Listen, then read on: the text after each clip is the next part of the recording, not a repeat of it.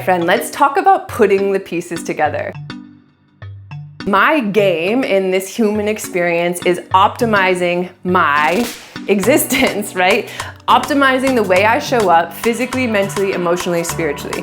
Knowing that I have control over how I show up in each of those areas. Knowing that even when I'm hit with a wave of emotion, I still have control over how I present my being.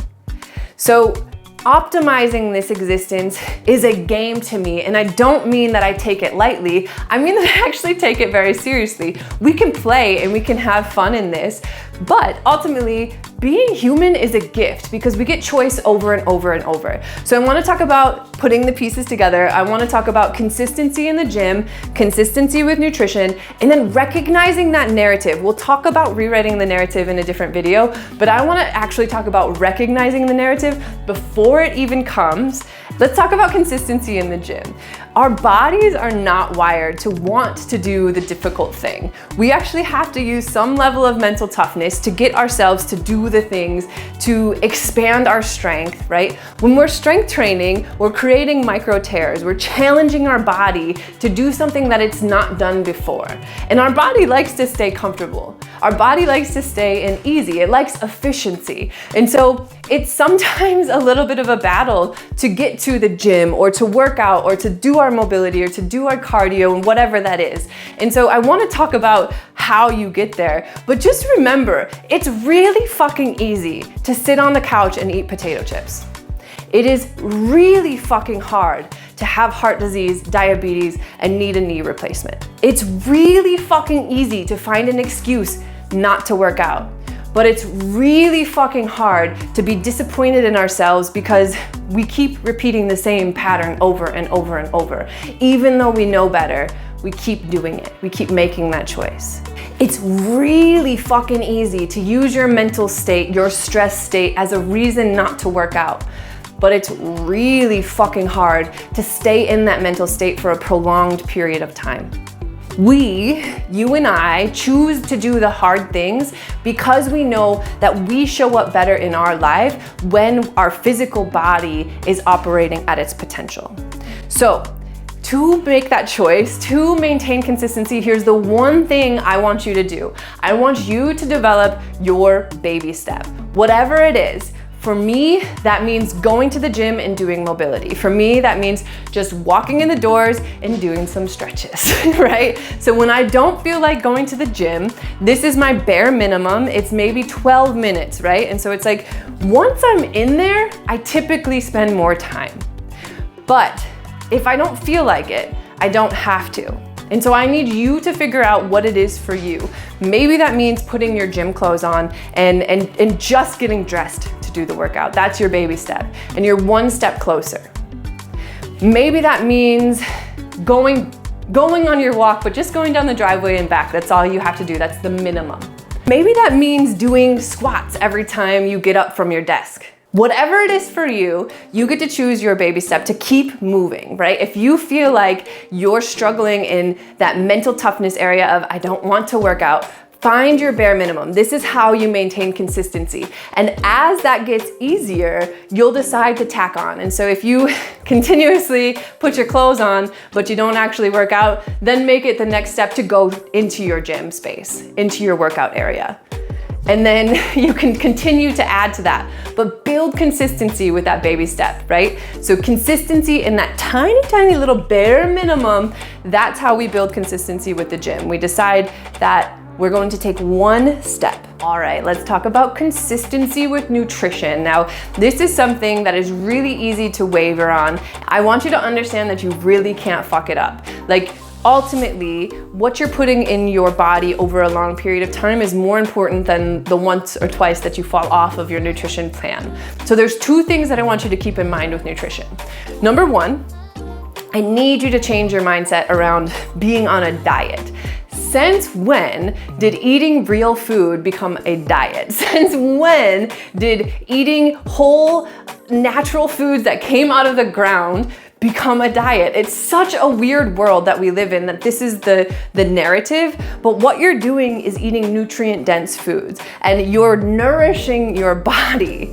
And so recognizing that you are not on a diet, that your lifestyle is around optimizing this experience, on becoming your happiest and healthiest version, whatever that looks like for you. We know when we nourish our body with the proper foods that we function better, mind, body, soul. There's no doubt about that. And I know you've seen patterns by now with how your body shows up when you eat certain foods. And so first thing is, you are not on a diet. Your lifestyle has shifted. You are choosing to live a happier and healthier life, so you eat nourishing foods. That's what you focus on. The second thing I need you to focus on is that your goals should not hold you back from life. What I want you to do is enjoy all the beautiful parts of life. Now, that doesn't mean go out and drink with your friends every single weekend. That doesn't mean eat pizza and ice cream every night, or maybe even not once a week. What that means is enjoy that once in a while. Have those indulgences, but also focus on the 80-20 rule, right? Focusing on 80% nutritious foods, 80% really, really nourishing foods, and then you can waver from that a little bit and understand that you don't have to feel guilty about it, because you're mostly eating really, really well and you're walking towards your goals still while experiencing life. So everything in moderation is okay. And I'm like that, and I believe that with sugar and I believe that with alcohol, who both are shown to cause inflammation. But what I understand is this lifetime that we live in, we are allowed to experience those sides of things. The reason that we're okay with those choices, because we mostly eat really well. We really focus on eating whole foods, single ingredient foods that are nourishing our body, giving us the vitamins and minerals and macros that we need, so that way we can enjoy these things. And when we focus on 80-20, right, when we're not eating these indulgent foods all the time, you'll actually enjoy them more. I promise you, when it's like an actual treat and you get it once in a while, you're allowed to sit there and savor it and be like, oh, shit, this choice feels good.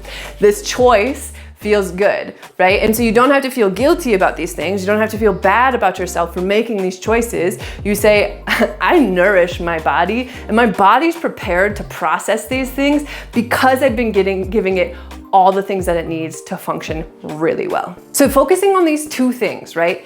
You're not on a diet and you're allowed to enjoy life. These two things will help you to maintain consistency. What we're doing is pattern recognition. So see what you're reaching for. Understand what you're reaching for and when. When you're stressed out, when you're happy, when you're partying, whatever you're doing in life, see what your patterns are around what you're reaching for and decide how that serves you.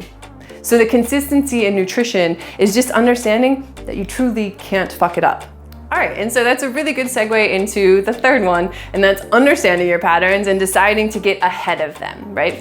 And so with nutrition, this is an easy one, right? And so particularly women around their cycle, right? We typically will reach for more carbs in our post-ovulation to period, so that last couple weeks of our menstrual cycle. Now, even postmenopausal women will have this cycle, because think about how many years your body has maintained this same cycle. We have physical memory within our body, and so it's not unlikely that you still have symptoms. Your body still is on a cycle. So seeing what you're reaching for when, you can prepare yourself so you're not reaching for the candy bar, you're reaching for the fruit or the overnight oats that are fucking delicious.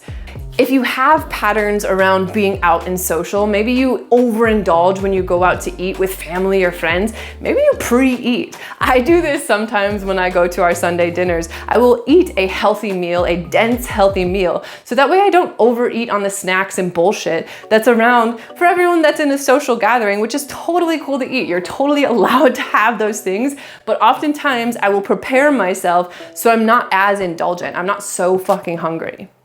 The way we get to this place where we can have preventive measures is by seeing the patterns and then deciding how we want to move, right? So it's seeing the patterns maybe after the fact and then saying, I didn't really like that behavior. Here's how I wish I would have behaved in that situation.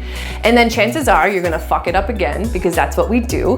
And so while you're in the moment, this is the cool thing, while you're in the moment, you're gonna see, I don't want to make this decision. And so maybe you'll continue the decision and you'll just have that same conversation. Or maybe in the moment you'll say, I'm going to stop right now, whatever that is, right? I'm going to decide to put a stop to this and redirect. And please, please, please, please be gentle with yourself, but understand that you have choice at any moment. And then what happens is we recognize before it comes, right?